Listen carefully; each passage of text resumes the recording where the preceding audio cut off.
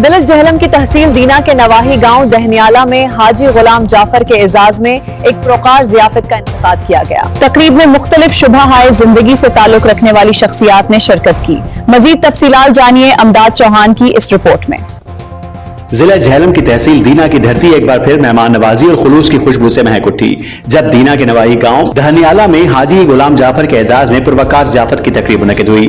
सियासत, सहाफत, मजहब और समाज के रोशन चेहरों के लिए एक छत तले इत्तेहाद और एहतराम की शमा रोशन की। तकरीब में बाबा सहाफत महमूद मिर्जा झेलमी, प्रेस क्लब सुहावा और अवामी खिदमत के एतराफ और बाहमी रिश्तों की मजबूती का खूबसूरत मंजर देखने को मिला।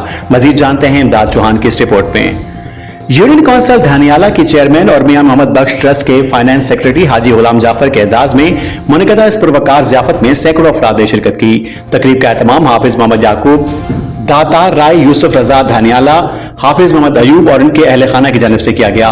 तकरीब में बाबा सहाफत महमूद मिर्जा झेलमी, सुहावा प्रेस क्लब के सरपरस्त शेख अहमद दानिश, सदर बाबर कियानी, सीनियर नायब सदर चौधरी तारिक मकसूद चौहान, नायब सदर असद शाह और इमदाद चौहान समेत मुख्तलिफ मकातब फिक्र से ताल्लुक रखने वाली शख्सियात ने शिरकत की। मेजबान राय यूसुफ रजा धनियाला ने अपने खिताब में करनाना रेलवे फाटक की बहाली के हवाले से तफसीलात बयान करते हुए कहा कि अवामी मसाइल के हल के लिए बर वक्त इकदामात ही क़यादत की असल पहचान है।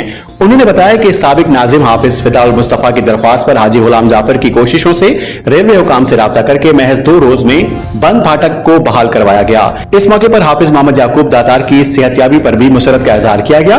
आखिर में हाजी गुलाम जाफर ने मेजबानों और मुअज़्ज़िज़ मेहमानों का शुक्रिया अदा करते हुए कहा कि वो आइंदा भी अवामी खिदमत के मिशन को जारी रखेंगे। तकरीब के खिताम पर पुरतकल्लुफ़ इशाया दिया गया।